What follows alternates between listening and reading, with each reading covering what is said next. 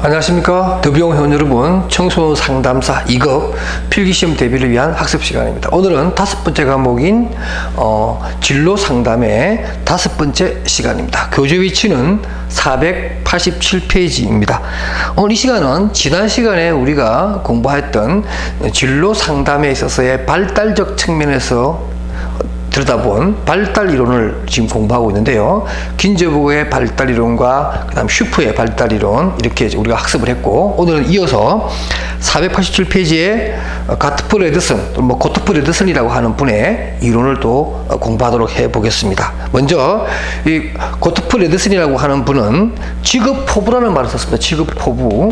직업포부라고 해서 개인의 어떤 직업적 또는 진로 발달에 있어서는 이 포부라고 하는 개념이 매우 중요하다라고 설명을 하고, 고트프 레드슨은 기본적으로 슈퍼가 언급한 셀프, 자기 개념이라고 하는 개념을 그대로 가져와서 자신의 이론을 좀 전개를 했습니다. 물론 이 고트프 레드슨도 이미지라고 하는, 자기 이미지라고 하는 내용을 설명을 하면서 일반적으로 개인은 진로 결정 또는 진로 선택을 함에 있어서 자신의 어떤 이미지와 부합되는 쪽으로 방향을 잡는다, 이렇게 설명을 한과 동시에 슈퍼하고 조금 다른 점은 오히려 긴저버그와 비슷한 어떤 그런 입장을 취하는데, 바로 어떤 직업 선택에서 한계라고 하는 것이 있을 수 있겠고, 절충이라고 하는 개념을 설명합니다. 이 절충은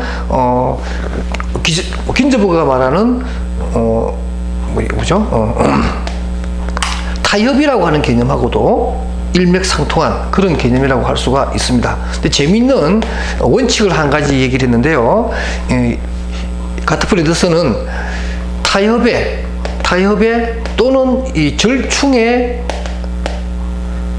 3원칙이라고 하는 것을 설명을 했습니다. 3원칙이라고 얘기를 했는데, 제가 해놓은 그 향상학습에 보면 컴프로미스 내지는 절충의 3원칙이 있는데요. 첫 번째는 1원칙, 타협에는 순서가 있다, 이렇게 얘기를 합니다. 그래서 그 순서를 보면 일단 흥미보다는 어떤 명성, 사회적 명성이 더 중요하고, 그 다음에 또 사회적 명성보다는 성이 더 중요하다, 이렇게 설명합니다. 물론 이 이론이 1970년대에 나왔기 때문에 그 시대에는 어느 정도 통하는 얘기입니다만은 지금은 조금 다를 수가 있어요. 왜 그러냐면, 제가 이유를 설명드리면, 우리가 진로 선택을 할 때 사람들이 흥미나 적성이나 가치관이나 이런 것들이 굉장히 중요하게 작동을 할 거라고 생각하고, 특히 인터레스트라고 하는 이 흥미가 직업 선택에 있어서 굉장히 중요할 거라고 생각을 하지만, 실질적으로 타협을 하는 내용을 보면 그 직업이 갖는 사회적 명성이 크면 클수록 그 직업을 더 간다는 거죠. 그러니까 비록 흥미가 없다 하더라도 그 직업이 가지고 있는 사회적인 어떤 명성이나 경제적 부의 획득의 수월성, 이런 것들이 크다면 그 직업을 선택한다는 것이고요. 그 다음에 아무리 사회적으로 명성이 있는 일이라고 하더라도, 직업이라고 하더라도 자신의 성과 부합되지 않는 것, 우리가 보통 이렇게 얘기하죠. 에이, 남자가 그 일하기는 좀 힘들지 않겠느냐, 여자가 그 일을 한다는 것은 좀 그렇다, 이런 것들, 성 정체성에 따른 선택이 명성이나 흥미보다 더 현실적으로는 중요한 기준이 된다, 이렇게 설명한 겁니다. 지금 와서야 이런 기준이 조금 많이 희석화됐지만 1970년대만 해도 선진국이나 우리나 남성이 하는 일, 여성이 하는 일에 대해서는 또 구분이 있었기 때문에 바로 이러한 순서가 생각할 수도 있는 거죠. 그다음 두 번째가 뭐냐면, 최상이 아닌 최선의 선택을 해야 한다는 원칙입니다. 그러니까 진로 선택에 있어서 최상의 선택이라고 하는 것은 없다라는 거죠. 우리가 선택이라고 하는 것이 일반적으로 주관적 가치가 많이 포함되어 있잖아요. 그러니까 아무리 객관적으로 좋아 보인다 하더라도 개인에게 있어서 그것이 다 최상일 수는 없다라는 거죠. 그러니까 또 최상의 직업은 존재하지도 않고요. 또 그러한 진로 선택도 없고요. 그래서 우리는 최선을 다해서 진로를 선택을 하는 것이 중요하다라고 해서 최상의 선택이 아니라 최선의 선택을 해야 된다라고 하는 원칙을 두 번째로 얘기를 했고요. 마지막으로 뭐냐면, 회피 회피의 원칙입니다. 회피의 원칙. 좀 슬픈 얘기입니다. 회피의 원칙. 이거 뭐냐면 주로 여성에게 이 가트프레 에디슨이라는 분이 여성이에요. 그래서 여성적인 측면에서 이런 얘기를 합니다. 회피의 원칙이 적용된다. 우리가 진로 선택을 하는 데 있어서 남성 중심의 고용사회, 남성 중심의 사회 구조가 어떤 여성으로 하여금 한계에 부딪히게 한다는 거죠. 여성의 한계를 부딪히게 하는 겁니다. 요즘 우리가 보통 그런 거 많이 얘기하죠. 뭐 유리천장 이런 말을 많이 하잖아요. 그죠? 그래서 여성으로서 어떤 진로 발달에 하는 데 있어서 여러 가지 제약이 많다라는 거죠. 그래서 여성은 차별이 없는 곳, 여성으로서 자기의 능력을 충분히 발휘할 수 있는 그런 쪽으로 회피한다. 그러니까 방향을 틀어버린다 그 뜻이죠. 그러니까 우리나라 이제 보면 여성들이 많이 진출하는 곳이 뭡니까? 보통 뭐 공직이라든가 외국계 기업이라든가 그다음에 또 뭐예요? 뭐 공사, 공단 이런 쪽으로 많이 직업을 잡잖아요. 여성분들이. 왜 그럴까요? 그러니까 공직사회라든가 공사공단이나 정부투자기관이라든가 이런 국가기관 또는 공공기관 같은 경우에는 남녀 차별이 별로 없다라는 거. 남녀 차별이 없고 여러 가지 기회의 어떤 공평성, 동등성이 보장이 되기 때문에 그쪽으로 간다라는 거죠. 그러니까 기존의 노동시장에서 기존의 노동시장을 회피하고 이런 쪽으로 가는 보이지 않는 그러한 어떤 경향성이 있더라. 이렇게 얘기하면서 타협과 절충에 대한 세 가지 원칙을 언급을 했습니다. 중요한 내용이니까 꼭 챙겨주시고요. 자, 이러한 어떤 이론적인 바탕하에서 이 고트프레 에디슨은 바로 진로 발달에 있어서 진로 포부가 어떻게 발달하냐에 따라서 4단계로 발달론을 전개했습니다. 그 내용이 487페이지 아랫단에 보면 직업 포부의 발달 단계라고 해서 처음에는 힘 크기 지향성이라고 해서 직업과 힘의 크기를 동등시해 보는 그런 나이대가 3세에서 5세 사이고요. 그 다음에 6세에서 8세까지는 성역할 지향성이라고 해서 어떤 직업이라고 하는 것, 진로라고 하는 것이 남자냐 여자냐 하는 성 정체성과도 결부되어 있다라는 것을 어렴풋이나마 지각을 하는 그런 시기가 되고요. 세 번째는 이제 9세에서 13세가 되면서 이제 아동에서 청소년으로 넘어가는 시기에는 사회적 가치 지향성이라고 해서 직업이란 사회적 가치를 담고 있다. 그래서 사회적 가치 내지는 사회적인 어떤 의미가 직업과 결부되어 있기 때문에 진로도 그렇게 결정돼야 된다라고 하는 것을 인식하게 됩니다. 마지막으로 이제 그 이후에 일어나는 그러한 전 기간에 걸쳐서는 내적 고유한 자아지향성이라고 해서 직업을 통해서 자아실현이라고 하는 것 또는 직업을 통해서 생애에 대한 만족감을 느끼는 이런 단계까지 이제 발달된다라는 거죠. 그러니까 우리가 정상적으로 발달을 하게 되면 4단계에 속하는 직업을 통한 또는 진로 선택을 통한 자아실현이 최고 단계에 이르게 된다라고 고트프레 에디슨은 설명을 하는 것입니다. 자, 이렇게 해서 고트프레 에디슨의 직업 포부 이론, 진로 포부 이론에 대해서 설명을 끝냈고요. 제 4절에 나오는 또 타이드만과 오하라의 이론을 설명을 합니다. 타이드만과 오하라나 그 다음에 또 설명하게 될 뭐 이런 하렌의 이론이라든가 이런 것들은 대부분 의사결정론과 같은 의사결정 이론과 결부되어서 전개된 이론입니다. 타이드만과 오하라고 하는 두 분은 일단 자아 정체감이라고 하는 내용을 굉장히 중요하게 합니다. 이 에고 아이덴티티라고 하는 이 개념이 끊임없이 분화와 통합을 통해서 발달을 이끌어간다. 이렇게 설명을 합니다. 그러면서 아이파워라고 하는 개념이 있습니다. 아이파워. 제 교재에 보면 그 가운데 조금 밑에 보면은 타이드만은 최근 들어 이렇게 얘기하면서 끝에 각각의 개인들은 아이파워 혹은 잠재된 자기 향상 능력이라고 얘기할 수가 있습니다. 이 아이파워가 작동이 되면서 그것을 자기의 어떤 정체감과 결부해서 발달해 나가는 과정을 설명을 합니다. 그러면서 분화와 통합이라고 하는 개념을 설명을 합니다. 이거 좀 잘 들으시기 바랍니다. 분화와 통합의 어떤 내용은 뭐가 분화하고 뭐가 통합하냐는 것은 자아 정체감의 문제인데요.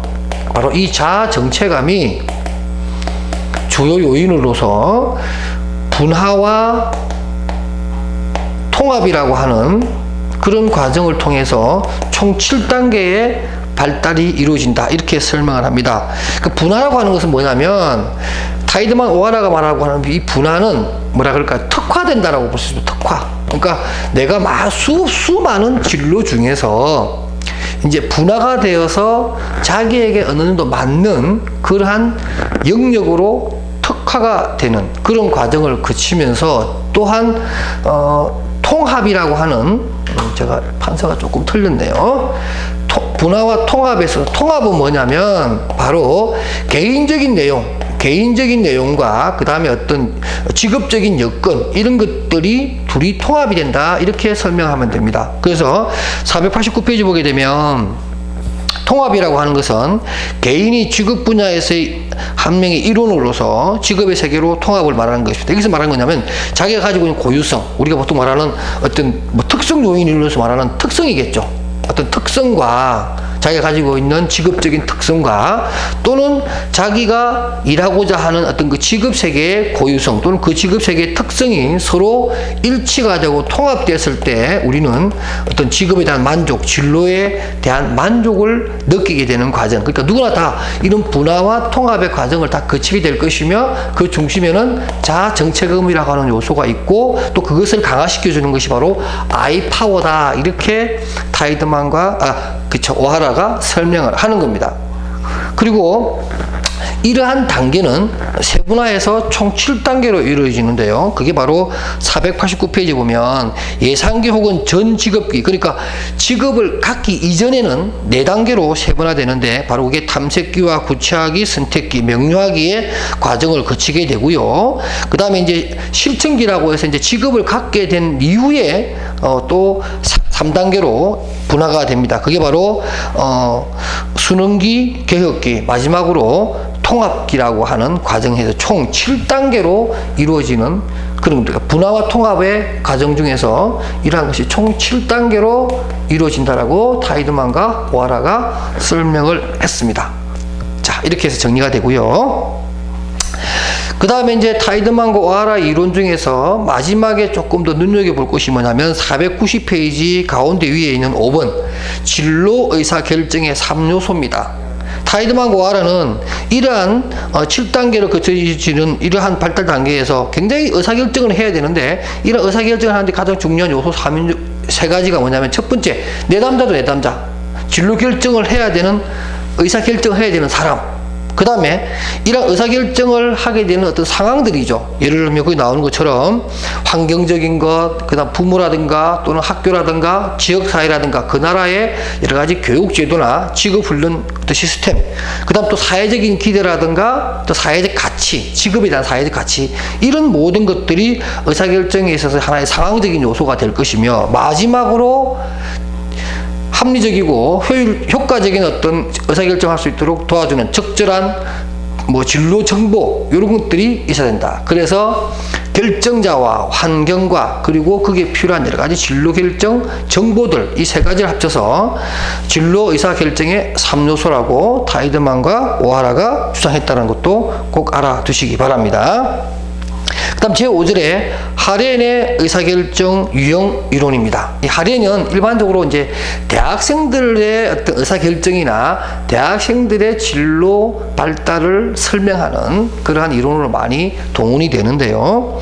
먼저 하렌은 의사결정 측면에서의 진로 발달을 설명하면서 개인의 특징적 유형과 개인의 의사결정 내리는 방식에 따라서 진로 결정은 판이한 차이를 보인다, 이렇게 설명을 합니다. 그러니까 개인의 특성과 의사결정을 내리는 방식의 2가지 요소의 차이가 개인적인 각각의 차이로 나타난다, 이렇게 설명을 합니다. 그러면서 진로 결정 단계는 총 4단계로 설명할 수가 있습니다. 먼저 인식, 그러니까 개인의 심리적인 불균형을 느낀다는 것은 뭐냐면 이제 내가 어떤 진로 결정을 해야 되는데 아직도 진로 결정하지 못하니까 불안해하는 이런 상황을 느끼게 되면 나도 이제 진로 결정을 해야지 라고 하는 하나의 인식, 각성을 하게 된다. 그리고 나서 이제 대안을 찾거나 뭔가를 계획을 수립하기 위한 하나의 구체적인 활동을 하기 시작하게 되고요. 세 번째 가서는 그러한 어떤 계획 단계를 지나면서 뭔가를 선택하게 됩니다. 그래서 그 선택한 것에 대해서 확신을 가지게 되는 그러한 단계면서 마지막으로는 이제 이행을 하게 되어서 사회적 인정에 대한 욕구, 직업을 통해서 사회적 어떤 인정을 받고자 하는 욕구와 또 자기의 어떤 가치에 부합되는 그러한 선택을 하게 되는 단계가 바로 이행에 해당된다. 이렇게 4단계로 설명을 하고요.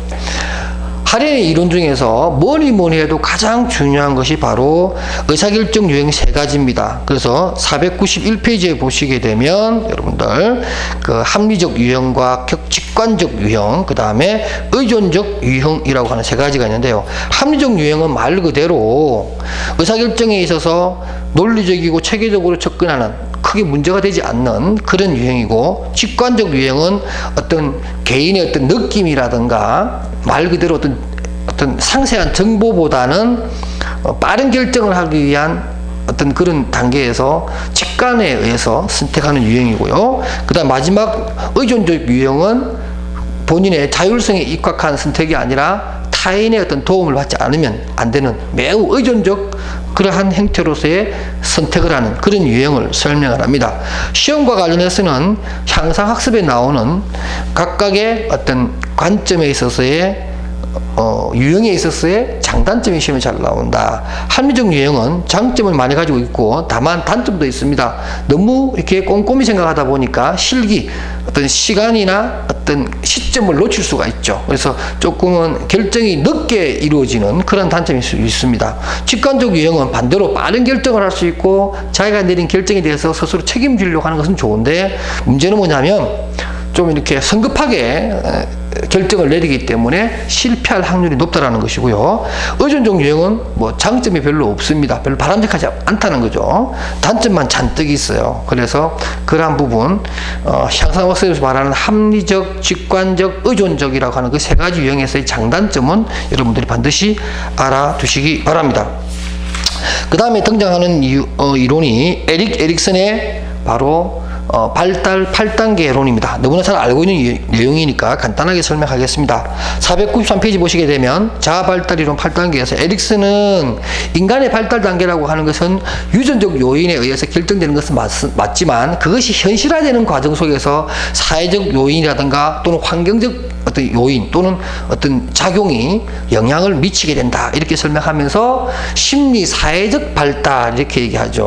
그러니까 우리가 프로이드 얘기하고 할 때는 보통 프로이트는 뭐죠? 심리 정신, 그러니까 사회적이란 말이 아니고 무슨 심리 성적이죠. 심리 성적 발달 이렇게 얘기합니다. 리비도 중심으로. 그러나 에릭 에릭슨은 심리 사회적 발달 이렇게 해서 사회적 또는 환경적 요인을 매우 중시한다라는 거 여러분 잘 알고 계실 거예요.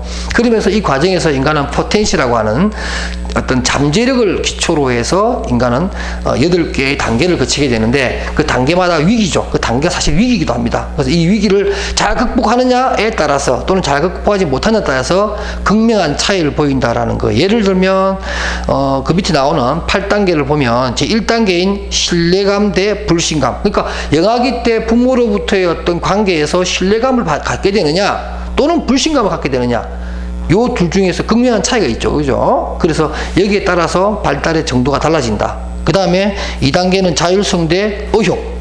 3단계는 주도성 대 죄책감 이렇게 놓으면서 특히 이제 우리가 청소년 시기에서 가장 많이 겪게 되는 5단계에 보시게 되면 자아 정체감과 정체감 혼미. 우리가 청소년 시기에 가장 중요한 것이 뭐죠? 정체감과 어떤 자신의 가치관 정립이라고 하는 것이 굉장히 중요하죠. 이것이 실패하게 되면 정체감 혼미, 가치관 혼미의 상황에 빠지게 된다. 이렇게 설명을 하고, 우리 일반적으로 이제 직업적인 측면에서 보게 되면 제 7단계가 됩니다. 생산성과 침체감이죠. 그러니까 제대로 된 어떤 진로 선택을 한 사람은 그야말로 생산성이 있는 삶을 살아갈 것이고, 그것을 실패한 사람은 침체감이 있는 또는 또 침체한 삶을 살아갈 수도 있겠다. 이렇게 양극단의 모습을 보여주면서 8단계로 나눈 것이 에릭 에릭슨의 심리 사회적 8단계론이다. 이렇게 여러분들이 정리하시면 되겠습니다.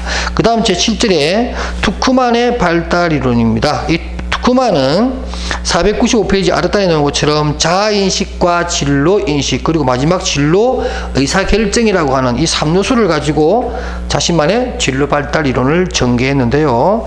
기본적으로 496페이지에 나오는 발달 8단계가 있습니다. 물론 에릭 에릭슨처럼 복잡하지만 한번 보시고 시험에 잘 나오진 않지만 혹시 모르니까 제가 8단계를 넣어놨으니까 참고로 보시고요. 그러나 향상학습에 있는 내용도 여러분들 꼭 보셔야 됩니다. 특히 그 크라이티스가 말하기를 직업 발달 이론은 두 가지 요인으로 크게 대별할 수가 있는데, 태도 요인으로서는 관여성, 독립성, 성향, 결정성, 타협성이라고 하는 어떤 개인이 진로 선택에 따른 그 사람의 어떤 태도가 크게 영향을 미칠 것이며, 또 능력 요인으로서 자기 평가 또는 뭐 직업 정보, 목표 설정 계획, 문제 해결 능력 이러한 것들을 갖추고 있는 것이 직업 발달에 굉장히 중요한 요인들이다 이렇게 설명을 하고요. 발달론적인 측면에서 봤을 때 두 번째 나오는 헤센슨과 로스의 직업 발달 5단계도 상당히 중요합니다. 꼭 여러분들이 이 헤센슨과 로스의 직업 발달 5단계도 꼭 좀 암기하듯이 공부해 주시고, 497페이지에 보게 되면은 그 박스 가운데 보면 레빈슨의 인생 사계절이라고 있습니다. 그러니까 레빈슨이라는 분이 이런 책을 썼어요. 시즌 오브 맨스, 그러니까 남자의 인생 사계절 이렇게 해서, 여기서 말하는 남자라고 하는 것은 뭐 사람이라고 볼 수 있습니다. 일반 명칭으로 보죠. 그러니까 사람의 어떤 그 계절이 있다. 4개의 계절이 있는데 마치 동양의 뭐 음양 오행설처럼 봄, 여름, 가을, 겨울처럼 인간의 발달도 봄, 여름, 가을, 겨울과 같은 모습을 닮아간다는 거죠. 그래서 인간의 발달을 사계절로 빗대어서 설명한 학자가 바로 레빈슨이라고 하는 것도 꼭 알아두시기 바랍니다. 자, 이렇게 해서 우리가 이제 발달론적 측면에서의 직업 선택을 어떻게 설명하나 하는 것들에 대해서 많은 이론과 많은 학자들을 알게 되었는데요. 이렇게 정리하고 다음 시간에는 챕터 4에서 진로 선택과 학습, 사회학습 이론이라고 하는 새로운 측면에서의 직업 선택을 설명하는 이론을 공부하도록 할 것입니다. 그래서 오늘은 여기까지 공부하고요. 다음 시간에 여러분들 다시 만나 뵙도록 하겠습니다. 여러분 수고하셨습니다.